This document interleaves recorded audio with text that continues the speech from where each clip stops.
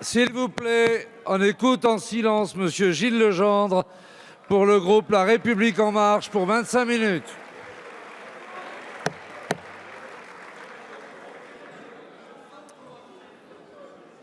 Monsieur le Président, Monsieur le Premier ministre, Mesdames et Messieurs les ministres, Madame et Messieurs les présidents de groupe, mes chers collègues, le grand débat national s'achève, il a bien mérité son nom. Grand, car le débat a porté sur des enjeux cruciaux pour la France et les préoccupations de nos concitoyens concernant l'État, la nation, la planète, ayant trait aussi bien à leur vie de tous les jours qu'à l'avenir de notre civilisation. Débat, car la parole des Français s'y est exprimée pleinement, dans sa diversité, dans sa complexité et dans son urgence.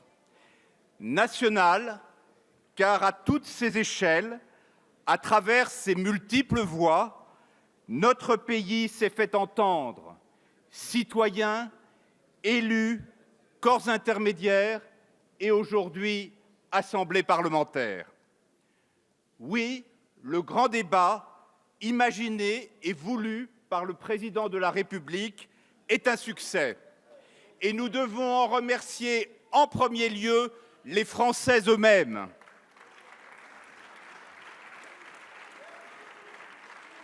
Oui, il fait notre fierté. Oui, il a été un grand moment de démocratie, un élan populaire dont témoigne la participation massive de nos concitoyens. Le Premier ministre a rappelé les chiffres, ils sont impressionnants, ils parlent d'eux-mêmes. Le grand débat national a permis de redonner la parole aux Français, notamment à certains d'entre eux qui, depuis longtemps, manifestaient leur rejet de la politique en se réfugiant dans l'abstention. À la faveur de ce débat, la démocratie participative s'est déployée avec une vigueur qui doit nous rassurer. Cette dynamique, il nous appartient maintenant de continuer de la faire vivre au-delà de ce moment singulier dans la durée. Même sous d'autres formes, le grand débat national doit continuer.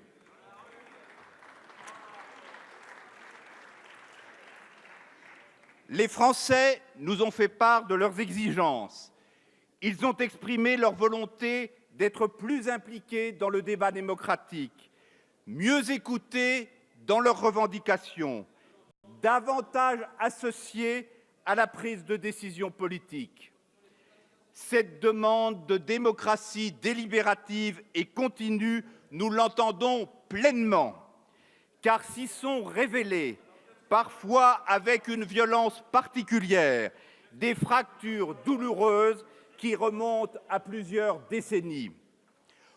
Au premier rang de ces fractures, la défiance envers la politique, envers les représentants politiques. Cette rupture de confiance est bien antérieure à notre accession aux responsabilités. Elle s'enracine dans l'inefficacité de l'action publique, car elle s'est exprimée sous une forme inédite dans le mouvement des Gilets jaunes, mais c'est à nous qu'il incombe de la réparer. Changer la vie, transformer le monde, en mariant les célèbres formules de Rimbaud et de Marx au lendemain de la Première Guerre mondiale, André Breton dessinait un horizon des possibles. Certes, le temps a passé et avec lui celui des utopies. Aujourd'hui, les Français doutent que la politique puisse changer leur vie. Ils ont parfois même tendance à concevoir le système politique actuel non comme un remède, mais comme une des causes de leurs maux. Et pourtant, nos concitoyens ne contestent pas l'État dans son essence. La restitution du grand débat à laquelle nous avons assisté hier ne souffre aucune ambiguïté sur ce point. Au contraire, nos concitoyens veulent un État juste et efficace, une République humaine et puissante, une démocratie active et vivante, des institutions pertinentes et irréprochables. Les Français ne veulent pas moins, ils veulent davantage. Ils veulent davantage de citoyenneté, davantage de solidarité, davantage de proximité et surtout, davantage de justice.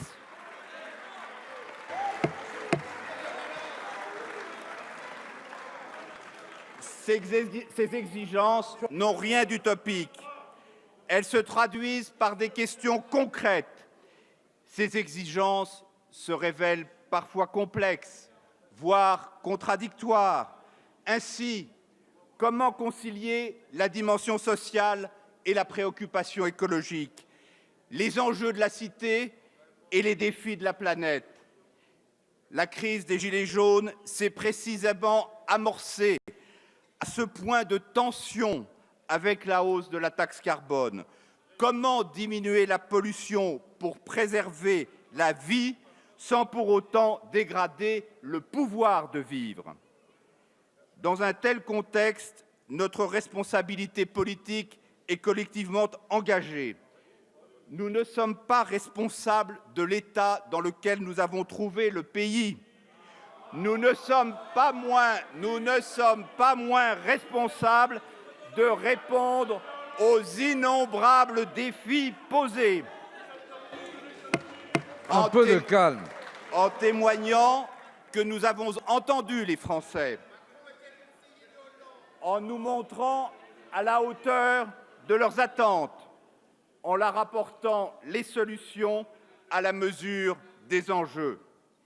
Il y a eu le temps de la mobilisation, il y a le temps de la délibération, viendra très vite le temps des solutions. Mes chers collègues, ce défi audacieux lancé par le chef de l'État, nous y avons cru dès la première heure. Dès la première heure, les députés de La République En Marche ont répondu présent. Ensemble, nous avons organisé plus de 1000 événements publics. Tandis que nous allions à la rencontre des Français, en métropole et en outre-mer, en France et à l'étranger, certains responsables politiques préféraient faire le pari de l'échec. Aujourd'hui encore, ils refusent de voir le démenti que leur ont infligé nos concitoyens. Ils devraient se réjouir de cette victoire démocratique. Au contraire, ils la boudent. À ces âmes tristes, les Français ont donné tort. Ils se sont investis, ils se sont prononcés, ils ont tranché. Les éternels sceptiques jugeaient que l'exercice était vain. Nos compatriotes l'ont jugé essentiel. Ils voulaient le voir échouer. Ils en ont fait un succès. La différence entre eux et nous avons confiance dans la parole collective, dans l'engagement qui la sous-tend, dans l'énergie constructive qu'elle produit. Je le dis ici avec force, la majorité parlementaire sera garante du respect de la parole des Français. Ici même, la semaine dernière, lors des 4 grands débats thématiques organisés à l'initiative de notre président Richard Ferrand, notre groupe La République En Marche a versé au grand débat national ses propres propositions, élaborées en étroite collaboration avec notre mouvement et son délégué général Stanislas Guerini, que je souhaite saluer ici.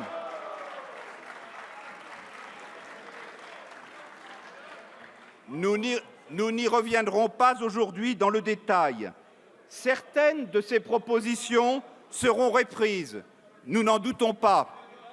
D'autres seront écartées ou différées. Mais une chose est sûre, les députés de notre groupe prendront toute leur part à la construction et à la mise en œuvre des solutions qui seront apportées dans les prochaines semaines, dans les prochains mois, aux problèmes aigus soulevés par les Français au cours du grand débat.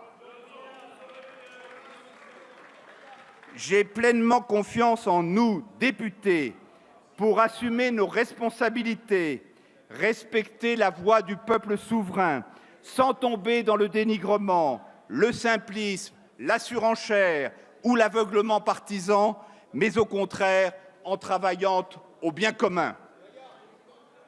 À cette fin, nous réaffirmons avec force notre confiance au président de la République, qui a pris l'initiative de ce moment démocratique inédit.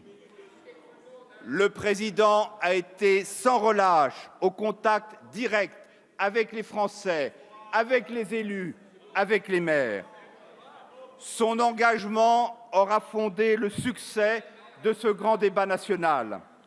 C'est lui qui, aujourd'hui, dans sa relation particulière avec chacun de nos compatriotes, doit nous inviter à prendre part à ce qui s'apparente à la refondation du pays.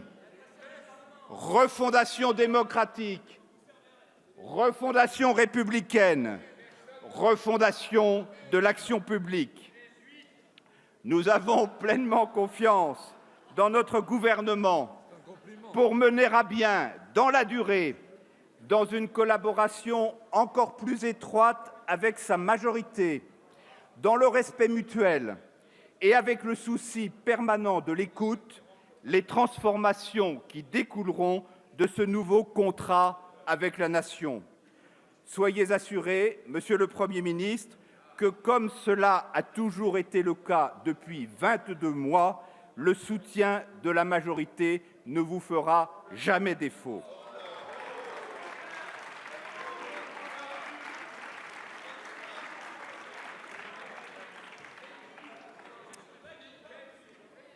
Confiance et responsabilité, telles sont les deux ambitions qui nous animent pour engager les 4 chantiers au cœur du grand débat national et répondre ainsi aux 4 messages très clairs que nous ont adressés nos compatriotes. En premier lieu, les Français souhaitent que nous accélérions la transition écologique.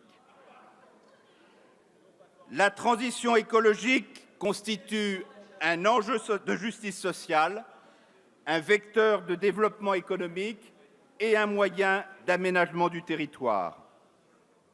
Justice sociale, car la République ne saurait laisser personne à l'écart de l'ambition climatique. Développement économique, par la création d'emplois, l'émergence de filières d'avenir, la mutation industrielle et agricole, la croissance par le développement durable. Aménagement du territoire, enfin, par la revivification des territoires abandonnés, le droit à l'expérimentation des solutions et la diffusion des bonnes pratiques. Nous devons réconcilier écologie et économie car il y a urgence. La transition écologique n'est ni un luxe, ni un choix, c'est une nécessité vitale pour les générations futures et pour nous-mêmes. La jeunesse l'a bien compris, qui se mobilise partout, de la marche du siècle aux manifestations lycéennes, de l'engouement étonnant suscité par la jeune Greta Thunberg à la pétition qui a recueilli 2,5 millions de signatures.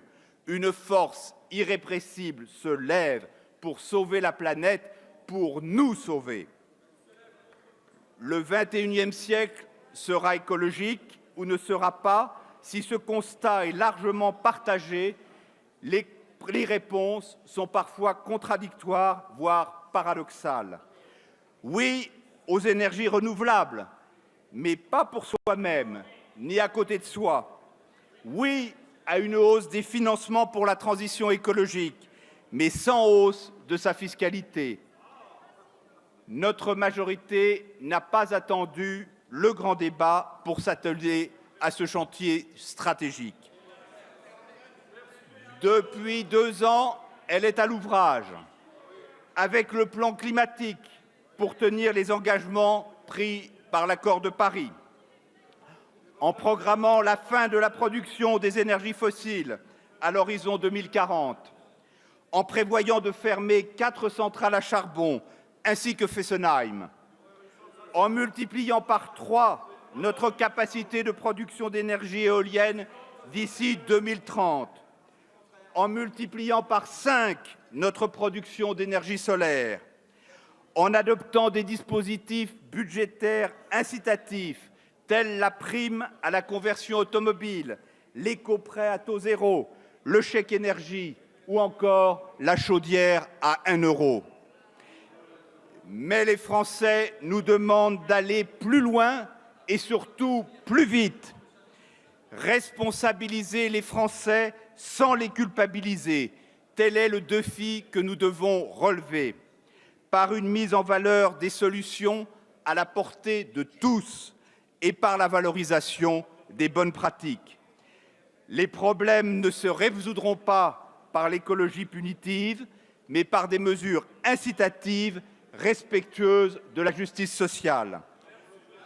Le Parlement doit être au cœur de cette politique, en renforçant ses missions de contrôle et d'évaluation, en développant une écologie de la connaissance grâce à des études d'impact environnemental, en clarifiant les recettes affectées à la transition écologique.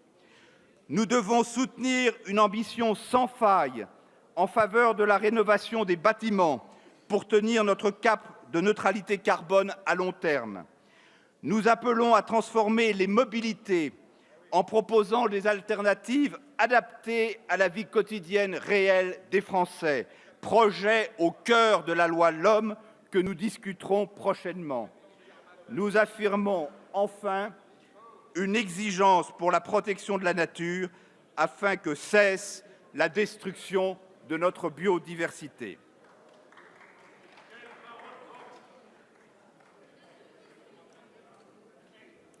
En deuxième lieu, les Français souhaitent moins d'impôts, plus de justice fiscale et des dépenses publiques plus productives. C'est un sujet éruptif puisqu'il touche au pouvoir de vivre des Français. C'est un sujet d'une immense complexité puisqu'il impose de revoir en profondeur le fonctionnement de l'État et l'exercice de ses missions, sans obérer l'indispensable remise en ordre déjà bien engagée de nos finances publiques. Nous avons entendu la colère de nos concitoyens. Voilà trop longtemps qu'ils pâtissent du chômage. Voilà trop longtemps qu'ils souffrent du sentiment de déclassement et ressentent cette impression désespérante de vivre moins bien que leurs parents et l'angoisse que pour leurs enfants, ce soit encore pire. Le combat pour le travail et contre le chômage a toujours été notre priorité. Il doit rester notre priorité. Sans création de richesse, pas de redistribution. Sans redistribution, pas de justice. Mais il doit s'accompagner d'un travail en profondeur, dans la durée et cohérent sur notre fiscalité. Pas de Big Bang fiscal, mais des réformes ciblées, coordonnées, planifiées. Nos compatriotes l'ont exprimé au cours du grand débat. L'impôt leur est devenu intolérable, illisible, inéquitable. Intolérable lorsque, pour nombre de nos concitoyens, les dépenses contraintes réduisent à la portion congrue leur reste à vivre. Illisible, notre système fiscal leur apparaît comme une nébuleuse indéchiffrable. Inéquitable, Nos compatriotes ont souvent la sensation de payer trop d'impôts au regard des services publics rendus. Pourtant, sans impôts, pas de sécurité, pas d'éducation, pas de santé, pas de défense. Mais ici, comme souvent, le ressenti prime sur la réalité objective. Comme l'a rappelé le président de la République dans sa lettre aux Français, la France n'est pas un pays comme les autres. Le sens des injustices y est plus vif qu'ailleurs. Le consentement à l'impôt passe par une plus grande justice fiscale, un montant plus raisonnable et des dépenses publiques plus efficaces. Efficacité et équité, justice et justesse. Mais comment alléger la charge fiscale sans porter atteinte aux dépenses liées à la santé, à la famille, aux retraites, au handicap? Comment surmonter les divisions catégorielles pour rassembler nos concitoyens autour d'un projet commun? Comment réduire les inégalités de destin sans briser la réussite? Sur tous ces sujets, depuis l'origine, les choix de La République en marche sont clairs et ne sont en rien contestés par le grand débat. La valorisation du travail, avant tout, l'allègement de la charge fiscale et le soutien du pouvoir d'achat, notamment en faveur des populations les plus fragiles, le soutien à l'investissement et à l'innovation. Mais sur ce sujet, comme sur tous les autres, les Français nous invitent à faire preuve d'une plus grande ardeur réformatrice. Quelques pistes qui vont dans ce sens: la réduction de l'impôt sur le revenu pour les classes moyennes, l'automatisation du versement des aides, telle la prime d'activité, pour lutter contre le non-recours, la révision systémique de certaines niches fiscales afin d'optimiser leur efficacité économique, la lutte renforcée contre l'évasion et la fraude fiscale, l'inventaire des aides aux entreprises en les liant au respect des engagements sociaux et environnementaux, le passage en revue des agences et des observatoires à l'aune de leur véritable utilité, le verdissement de la fiscalité, non pas en addition, mais en substitution de la fiscalité actuelle.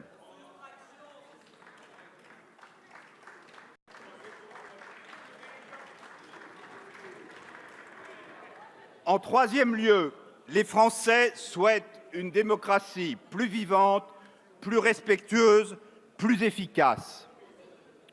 Nous sommes une nation éminemment politique. Être citoyen français, ce n'est pas naître quelque part, ce qui est toujours le fruit d'un hasard. C'est bien plus. C'est contribuer à bâtir notre destin commun et à décider de l'avenir du pays selon les termes du chef de l'État. C'est partager la volonté de vivre ensemble. Être citoyen, c'est, comme l'écrivait Ernest Renan, un plébiscite de tous les jours. Parmi ses nombreux mérites, le grand débat a permis à nos concitoyens de s'exprimer dans toute leur diversité. Parmi ceux qui y ont participé, certains n'avaient pas le droit de vote. Leurs contributions ont-elles été pour autant moins précieuses? La République se refuse à discriminer entre les siens. Elle rejette toute instrumentalisation de l'identité qui s'effectue toujours à des fins sectaires, périlleuses et destructrices. Encore faut-il que la République soit exemplaire, que l'État tienne ses engagements, que la démocratie représente vraiment ses citoyens. Or, la défiance a progressé, pire, elle a prospéré. Cette défiance, nombre de Français l'ont exprimée lors des réunions du grand débat.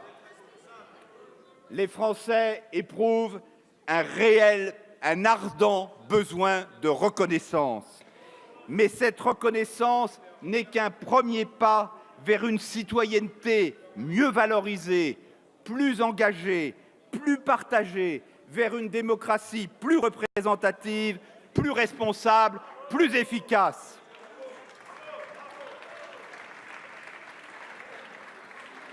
Sur ce chantier aussi, le travail est déjà entamé. La loi sur la confiance dans la vie politique a permis la fin de la réserve parlementaire, la déclaration d'intérêt pour les candidats à la présidentielle, l'interdiction pour les ministres et parlementaires d'embaucher des membres de leur famille, l'interdiction de financement extra-européen pour les partis et les campagnes électorales. Accentuant. S'il vous plaît, Accentuant. soyez attentifs jusqu'au bout. Accentuant cet élan démocratique, le grand débat national nous invite à aller encore plus loin. Il dessine des axes de réflexion sur la manière d'améliorer notre système de représentation pour que chacun, comme le suggère le président de la République, s'y sente représenté à l'occasion des élections, mais également en dehors de ces temps formels de consultation.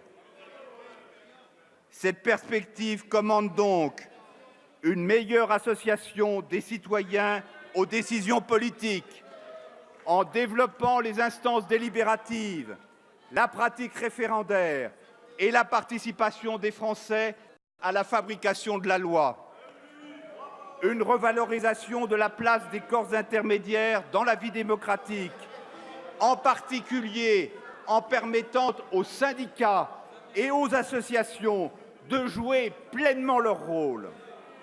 Une efficacité accrue du Parlement avec une réorganisation du travail parlementaire, une meilleure traduction de la décision politique en changements concrets et le renforcement de ses missions de contrôle et d'évaluation, y compris par l'introduction de dispositifs d'évaluation citoyenne des lois.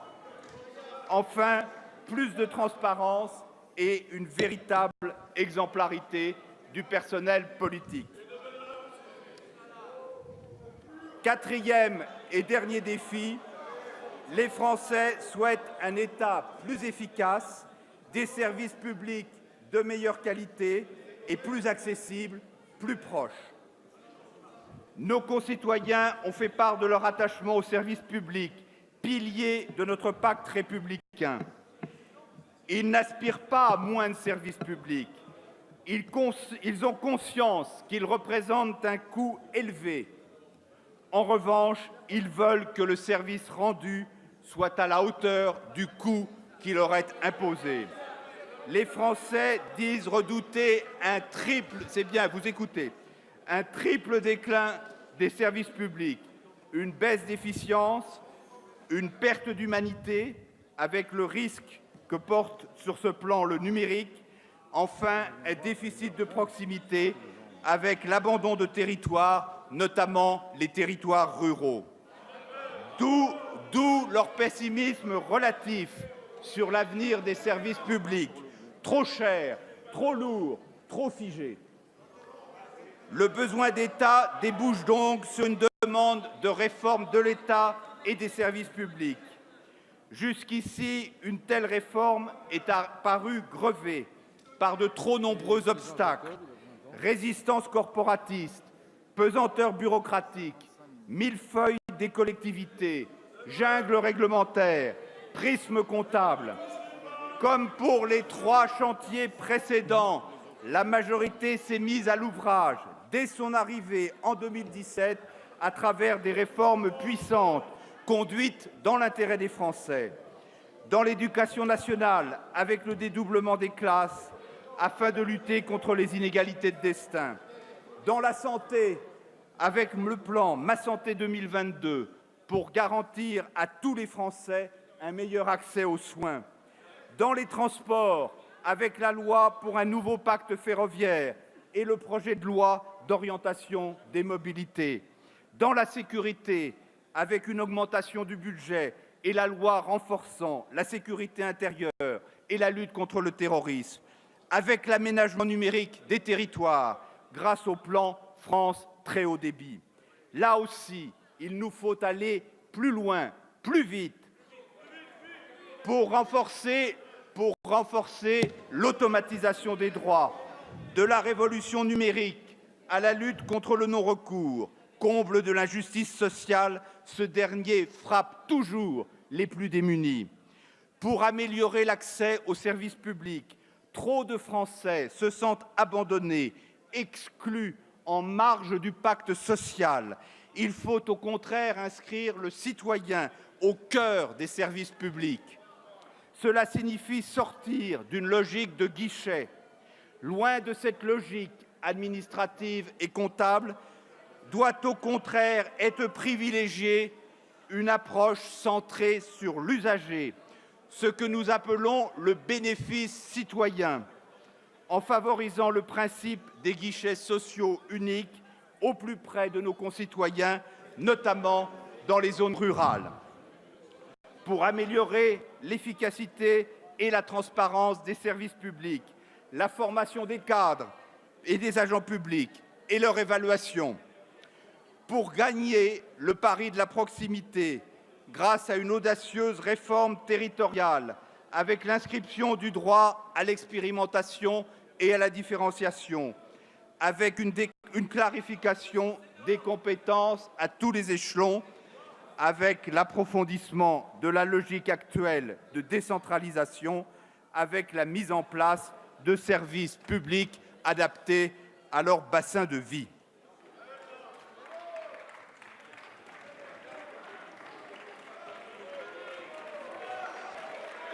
Mes chers collègues, voilà bien l'alpha et l'oméga de ce grand débat national. Restaurer la confiance des Français envers leurs élus, envers les services publics, envers la fiscalité, envers la démocratie représentative, envers la vie citoyenne, envers l'État dans son ensemble. Oui, en cette heure cruciale, il nous faut être confiants dans notre avenir, garants des exigences légitimes de nos compatriotes et responsables des solutions parfois complexes que nous devons apporter à leurs attentes. 2018 n'est pas 1958. Nous devons refonder la République sans changer de République. Mais certains dangers sont analogues. Épuisement démocratique, démagogie tribunicienne, saturation technocratique, rejet institutionnel, violence des extrêmes, atteinte à l'ordre public, au point que ressurgissent aussi des fléaux encore plus anciens, fièvre antiparlementariste, tentation nationaliste, délire raciste et antisémite. Il nous faut maintenant satisfaire la quête de sens qui, parfois, a conduit certains Français à la désespérance et à la violence.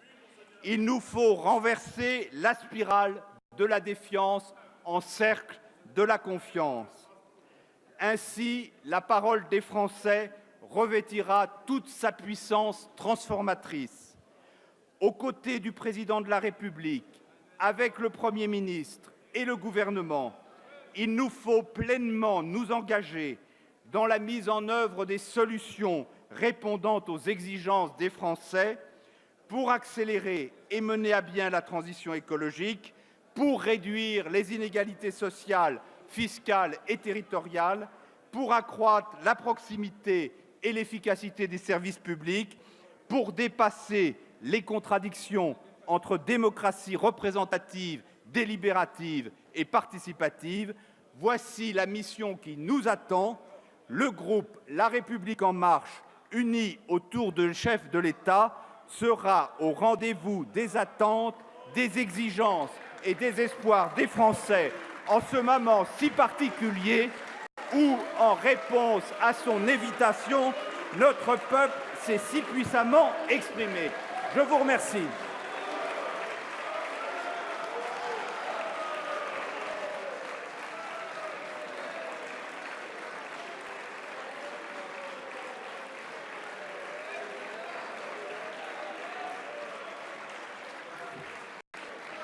Merci.